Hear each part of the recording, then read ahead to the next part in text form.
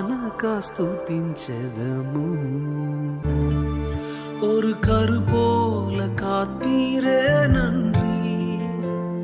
என்னை சிதையாமல் சுமந்தீரே நன்றி నన్ను పిండము వలె కాచావు స్తోత్రం